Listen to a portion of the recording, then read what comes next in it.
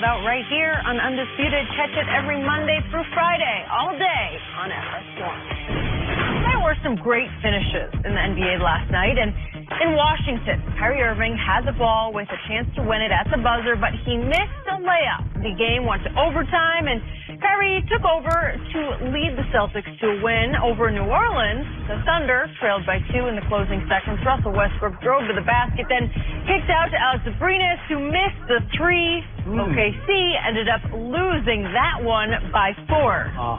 So, Skip, when you look at both finishes, yes, what we saw from Kyrie and Russ, yes, did they make the right decisions on those plays? Great question, Jenny. Thank you. Very intriguing decision-making on both parts, Mr. Sharp. So let's take these one after another. Let's start with Kyrie Irving. This is a situation that we've seen our man LeBron James occasionally find himself in. And so Kyrie's got the basketball in his hands, and the game is tied at Washington as the clock ticks down to 0, and he decides after a blow-by, I'm not going to pull up and shoot a jump shot. I'm going to attack. And I'm not afraid of going to the free throw line here because I'm an 87% career free throw shooter. So if I can draw the foul from Markieff Morris at the rim, I know I can make at least one of 2 free throws to win the basketball game. So he attacked. He drew contact. The ref said no because Markieff actually played it beautifully. He went straight up, hands up, and there was some body contact, but probably not enough to blow the whistle. So Kyrie's thinking, well, if I don't get the foul call, maybe I'll make some crazy trick shot up off the glass, and he missed that shot. And he missed his opportunity to draw a foul to get to the free throw line. Now, it did not cost Kyrie because it doesn't bother him at all to miss the last-second shot. What did he do in overtime? He just took it over, and he made 2 bomb threes, and then he made 2 clutch free throws just to ice the game to make it a 5-point game at the end. So he was not at all bothered by missing the last-second shot or missing out on the chance to shoot the free throws. Your thoughts on that? Skip, look, we know Kyrie is one of the best finishers at the rim for his size ever, maybe in NBA history. He can finish with either hand. His English off the glass is second to none. But trying to finish over Markieff Morris, it became a bad idea. Yeah, I agree. I mean, challenge him, but we're going to talk about this. Russ, you asked Russ, he probably... That's a whole nother issue. But see, the thing is, look, Skip, we know Kyrie can close games. We know he can finish. I have no problem with him. He had it going. And even though he was going to try to finish over a guy that's 6'8", and he was at a disadvantage because Kyrie's, 6'2", maybe? But even throwing shots up, there's a chance it's going to go in. Okay. Because we've seen him hit acrobatic shots. And when you have it going like that, why not? Okay, but to me, I think Kyrie made the wrong choice there. He is such a good mid-range jump shooter. Once he got the blow-by, once he got the step, just shoot it. Just go straight up and shoot it. We've seen him make it. We saw him make one over Clay 2 Christmases ago at Cleveland. Remember that? Yep. So to me, he made actually the wrong choice because he is only 6 feet 2 inches, and he's not a classic leaper like Russell Westbrook. Okay. So now that brings us to situation number 2, another classic LeBron situation, this one on the road at New Orleans. And this is interesting because you were down 2. The other game was tied at Washington. Right. Now you're down 2. Foul. Yeah, okay. So Russ gets the step off a pick. He's going to his left, and he looks up, and standing underneath the basket is one Anthony Davis.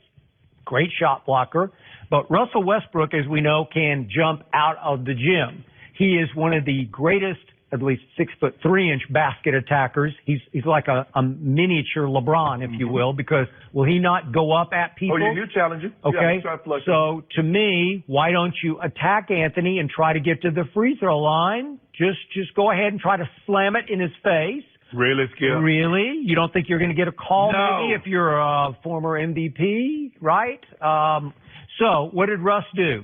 Russ calculated, high basketball IQ. Let's see, I might get fouled here.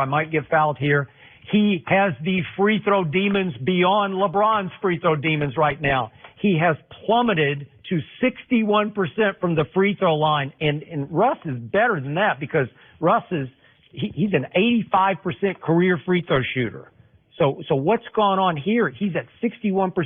He was 2 for 5 from the free throw line already in this game.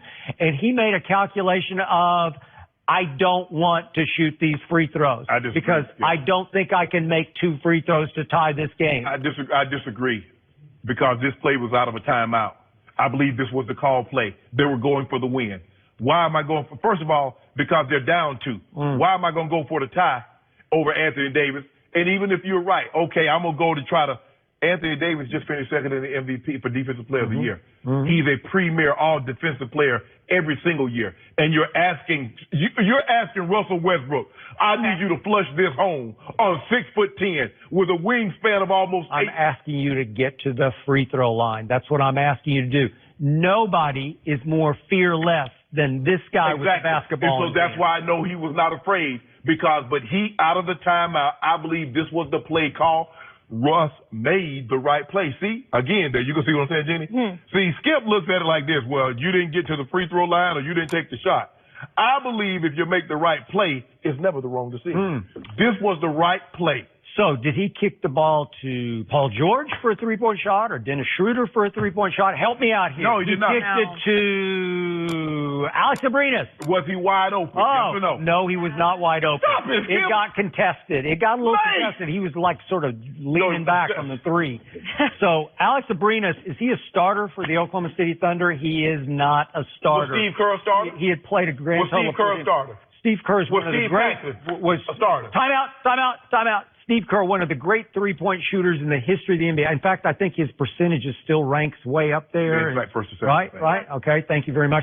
Alex Abrinas right now is making exactly 31% of his three-point shots.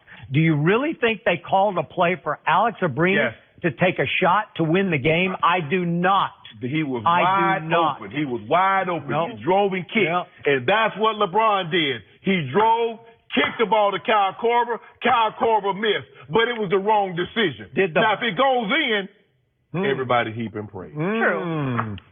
Have you ever heard of Russell Westbrook passing up a last-second shot for Alex Abrinas? And we killed him.